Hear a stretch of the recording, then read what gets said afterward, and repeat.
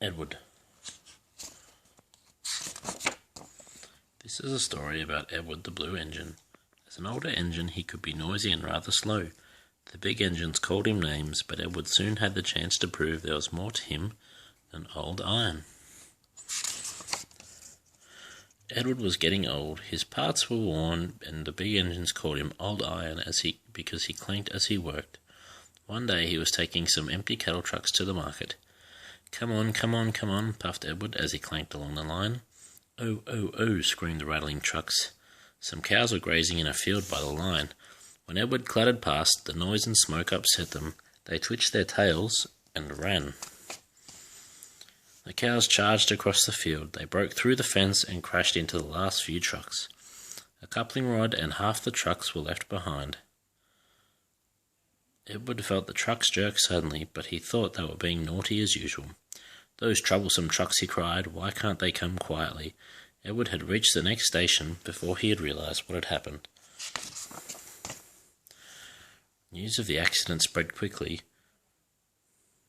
to the other engines. "Silly old Iron. Fancy allowing cows to break his train," laughed Gordon. "They wouldn't dare do that to me. I'll show them," he boasted. Edward pretended not to mind, but Toby was cross. "Don't worry, Edward," he said. "Gordon's very mean to call you names. He doesn't know what he's talking about. Cows can be very troublesome." This made Edward feel a little better. A few days later, Gordon rushed through Edward's station. "Mind the cows," he laughed as he roared along the line, but his driver could see something on the bridge ahead. "Slow down, Gordon," and he shut off steam.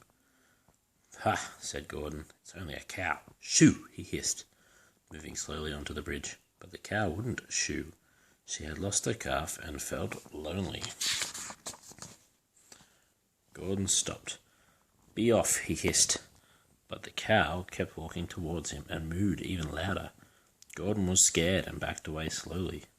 His driver and fireman tried to send the cow away, but she wouldn't move. The guard told the porter at the nearest station.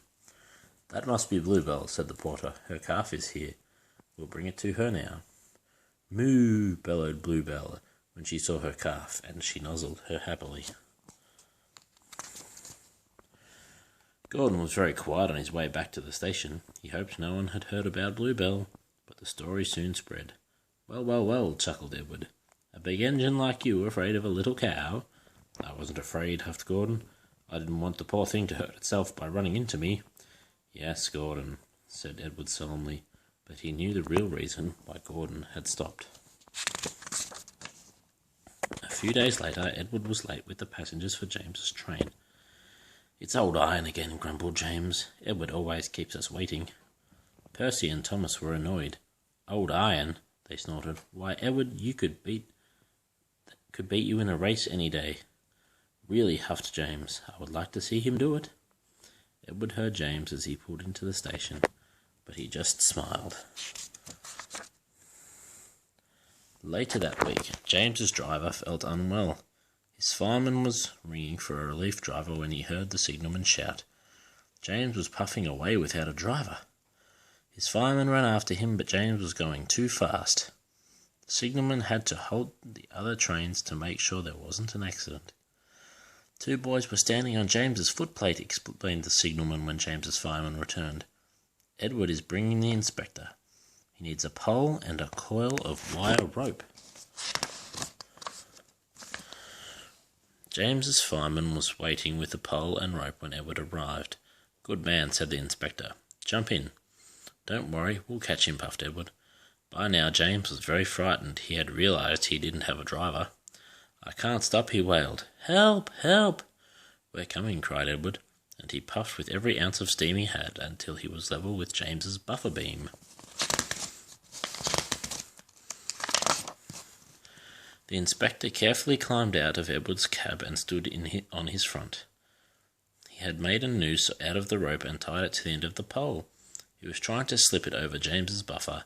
The engine swayed and lurched, and the inspector nearly fell, but saved himself just in time. At last he did it. "Got him!" he shouted, and pulled the noose tight around James's buffer. Then he carefully climbed back into Edward's cab. Edward's driver braked gently so he didn't snap the rope, and James and firemen scrambled across and took control of James. Edward and James puffed back side by side. "So Old Iron caught you after all," chuckled Edward. "I'm sorry," whispered James. "Thank you for saving me. You were splendid." When they reached the station, the Fat Controller was waiting. "That was a fine piece of work," he said. "I am proud of you, Edward. You shall go to the works and have your worn parts mended." "Oh, thank you, sir," said Edward happily. "It will be lovely not to clank any more." James's driver soon got better and went back to work. The naughty boys had got such a shock when James started moving that they decided to wait until they were much older before trying to drive a train again. When Edward came home, he felt like a new engine, and all the other engines gave him a tremendous welcome. Even Gordon let out a cheer. Edward was very happy that he would never be called Old Iron again. The end.